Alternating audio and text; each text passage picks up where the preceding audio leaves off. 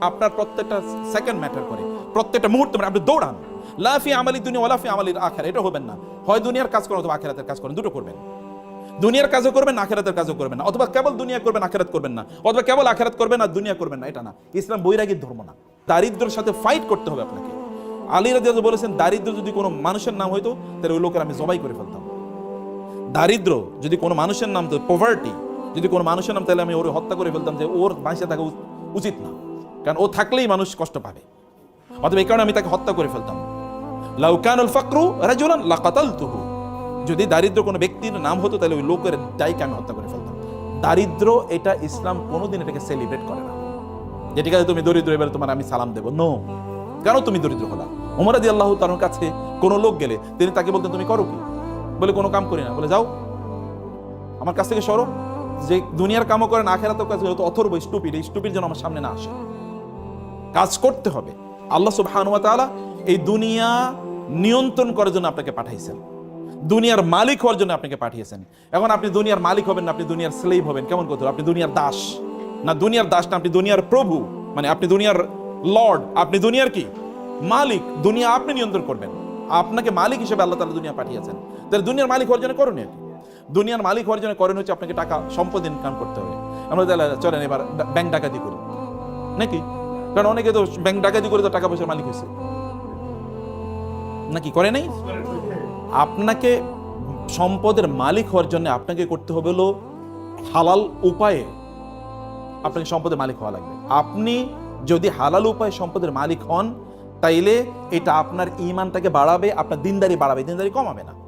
তাহলে সম্পদের মালিক আমি কেন হব? একটা প্রশ্ন।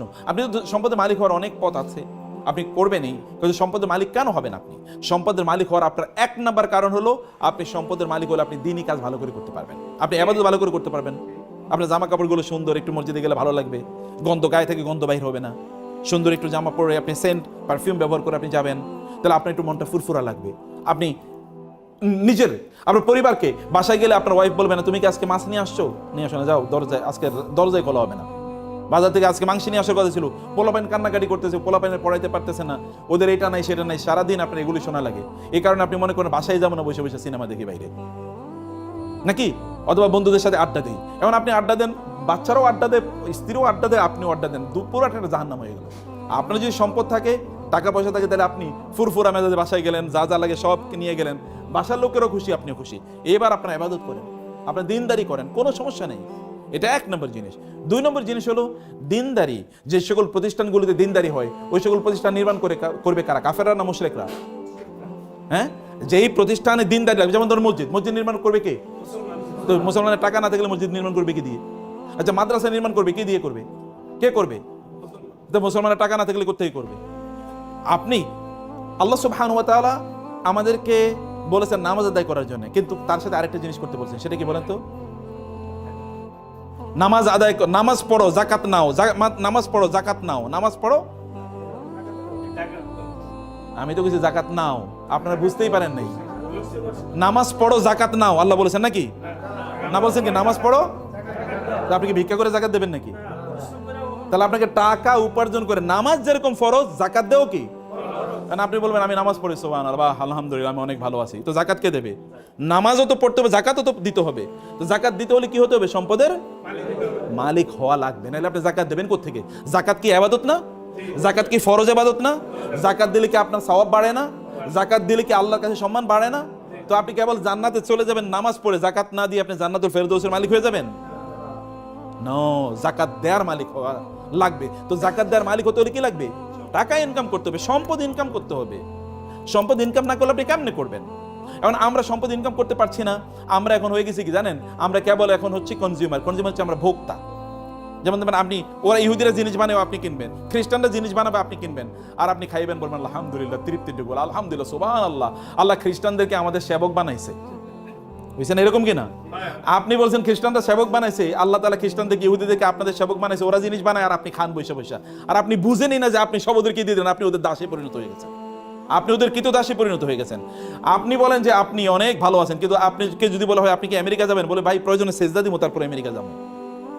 এই পৃথিবীর মানুষের সবচেয়ে স্বপ্নের জায়গা কোনটা? ইউরোপ আমেরিকা না? দেখেন না বাংলাদেশের লোকেরা, তারা হারাম কি হালাল কি কোনো কিছু বাঁচে না, তারা ইউরোপে যাবেই।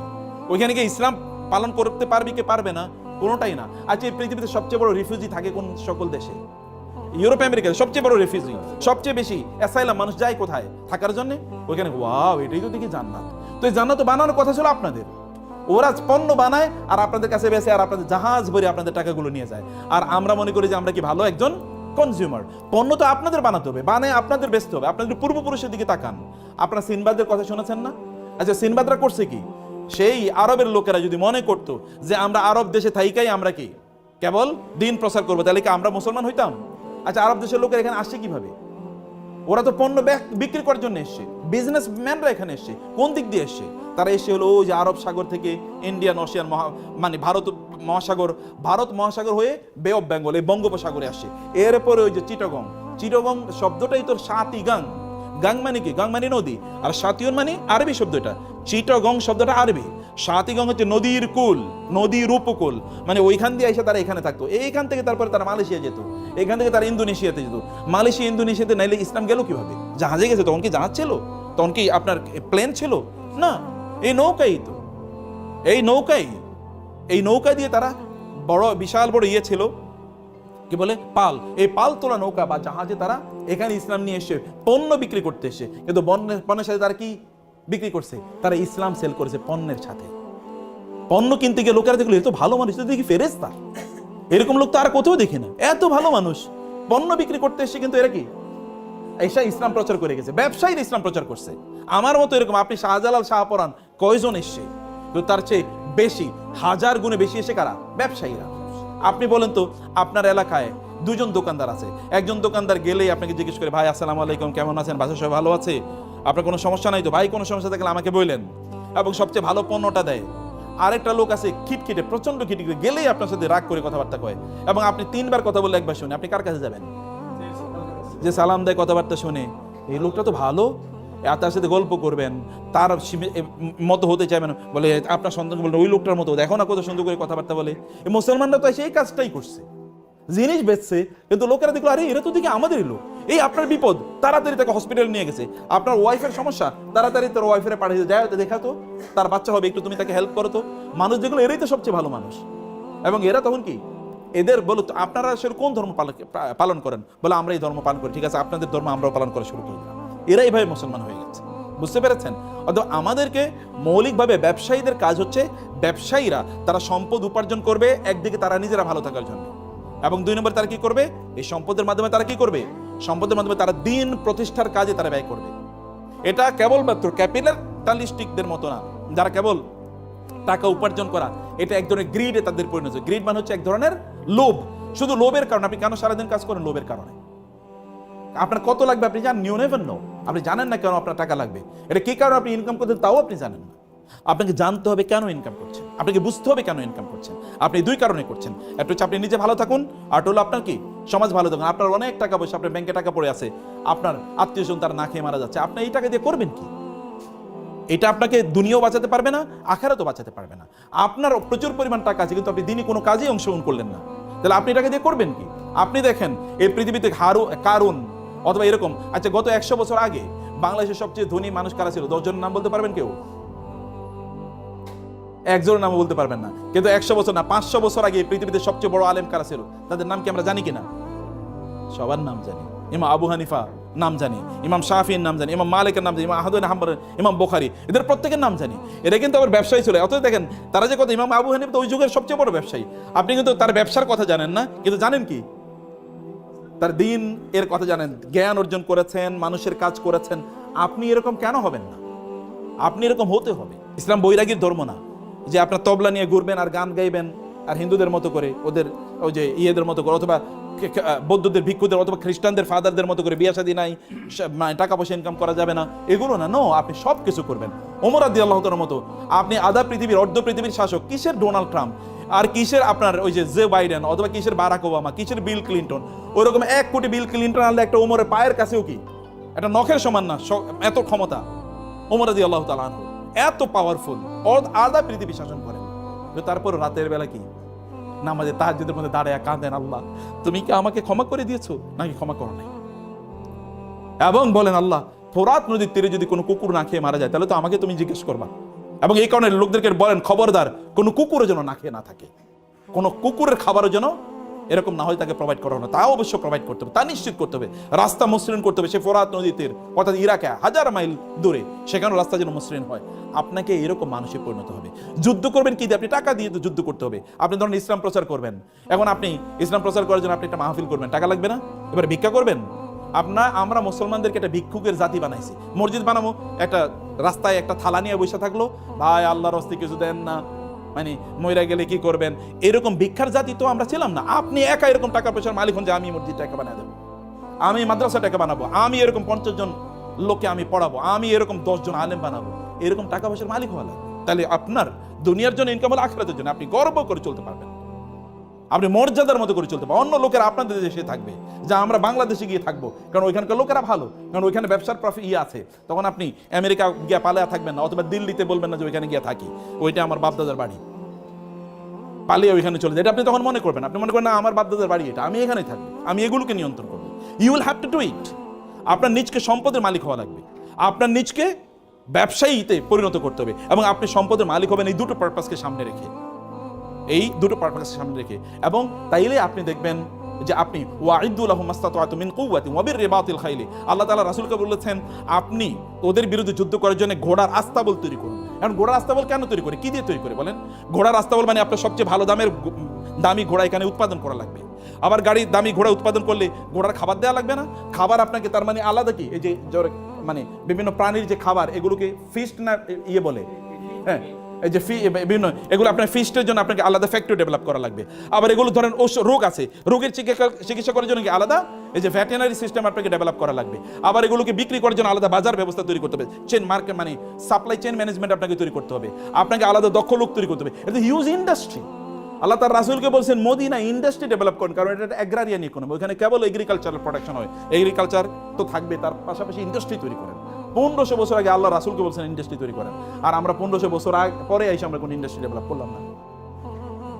আপনি ডেভেলপ করা লাগবে, সমাজের মানুষের জন্য কাজ করতে হলে আপনাকে সম্পদের মালিক হওয়া লাগবে। কিন্তু সম্পদ যেন আপনার অন্তরে না চলে যায়। সম্পদ থাকবে কোথায়? হাতে থাকবে সম্পদ, কিন্তু অন্তরে থাকবে কি আল্লাহ। আল্লাহ থাকবেন অন্তরে, হাতে থাকবে সম্পদ, এর মাধ্যমে গোটা পৃথিবীর মালিক আমরাই হয়ে যাব। আমাদের পূর্বপুরুষরা প্রায় 1200 বছর একচ্ছত্রভাবে গোটা পৃথিবী চালাইছে। আপনাদের বাপদাদারা, ভালো করে শুনেন, আপনাদের বাপদাদা মানে কি? আমাদের পূর্বপুরুষরা, এরা এই ইন্ডিয়ান সাবকন্টিনেন্ট কত বছর চালাইছে মুসলমানরা বলেন তো? কি যে 200 বছর, কি বলেন 800 বছর। এই ইন্ডিয়া মুসলমানদের অধীনে, মোগলদের অধীনে, এটা 800 বছর ছিল, 800। ইউরোপ, এই যে আজকে যে ইউরোপ দেখতে পাচ্ছেন আপনারা, এত ইন্ডাস্ট্রিয়াল ডেভেলপমেন্ট, এই পুরো ইউরোপ তৈরি করছে মুসলমানরা। ইউরোপের লোকেরা আগে বছরে তারা 2-3 দিন গোসল করতো, যেমন শাহবাগীরা বছরে 1-2 বার গোসল করে। অথবা দেখবেন আপনি হিন্দুরা, ওরা মনে করে গোসল কম করা ভালো।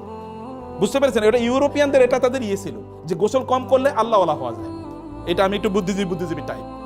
এবং ওরা নারীদেরকে, এখানকার হিন্দুদের মতো ওদের নারীদেরকে ওরা জীবন্ত হত্যা করতো। স্বামী মারা গেছে, এই মহিলারা বাঁচিয়ে রাখার দরকার নেই। এবং রাস্তাঘাট সব অন্ধকারের মধ্যে জীবনযাপন করতো। মুসলমানরা ওইখানে গিয়ে তারা বলছেন রাস্তা হবে, রাস্তার মধ্যে কি এই যে নিয়ন লাইট এখন দেখছেন না, এটা মুসলমানরা এখন থেকে 1200 বছর আগে তৈরি করছে। মুসলমানরা এখন ইউরোপের বাড়িঘরগুলো দেখবেন মুসলমানদের, ওই আলহামরা, আপনারা ইন্টারনেট যদি ঘাটতে বুঝেন তাহলে আলহামরা বলে একটা সার্চ দেবেন। আলহামরা এটা স্পেনের প্রাসাদের নাম আলহামরা। এই আলহামরার মতো করে এখন ইংল্যান্ডের সকল বাড়িগুলো আলহামরার মতো, মানে ওইখান থেকে ওরা শিখেছে architecture, building technology, civil engineering, mechanical engineering, এগুলো সব মুসলমানদের অবদান। মেডিকেল সায়েন্স মুসলমানদের, ফুল মেডিকেল সায়েন্সটা মুসলমানরা ডেভেলপ করছে, যেটাকে ইবনে সিনা বলা হয়, he is father of medical science. এবং এই যে ওষুধ বানানোর ফুল পদ্ধতিটা মুসলমানদের আবিষ্কার, কেমিস্ট্রি পুরোটা মুসলমানদের আবিষ্কার, ফিজিক্স পুরোটা মুসলমানদের, নিউটন এটা তো মুসলমানদের সূত্র চুরি করে জাবের ইবনে আল হাইসামের সূত্র 4.5 বছর আগে, 450 বছর আগে জাবের ইবনে হাইয়ান এই সূত্র দিয়েছে। ওই সূত্র চুরি করে তারপরে নিউটনের সূত্র বানাইছে। এখন এই কথা আমরা বলতে পারি না, কারণ আমরা তো এখন কি, এখন হচ্ছে আমরা দুর্বল। আমরা এই কথা বললে মানুষ বলে এটা পাগল। আমাদের সন্তানরাই তো বিশ্বাস করবে না, আমাদের সন্তানরাই বিশ্বাস করবে না। অথচ পৃথিবীর এখনো মুসলমানদের হাতে প্রায় 70,000 এরকম বিজ্ঞানের বই আছে, যেগুলো যদি এখন অনুবাদ করা যেত তাহলে গোটা পৃথিবী ম্যাচমারেজ হয়ে যেত। কিন্তু কে করবে? এখন তো মুসলমানরা কেবল খায় দায় ফুর্তি করো। আপনার টাকা হইলে আপনি ইউরোপে গিয়ে একটা ট্যুর দিয়ে আসবেন, যে ওইখানে যাই, তাই না? কারণ ওইখানে গেলেই তো এখনো মুসলমানরা ধরেন 40,000 ফিট উপরে উঠার পরে এরপরে ওই যে আপনার বিমান বালাকাটাকে বলে লাল পানি আছে, লাল পানি আছে, এই আশপাশে তাকায় কেউ দেখা যায় পরিচিত কেন একটু লাল পানি দাও, কারণ বাসায় দেশে খাইতে পারে না, ওইখানে একটু লাল পানি খায়। এই চরিত্রওয়ালা মুসলমানকে দিয়ে কি হবে?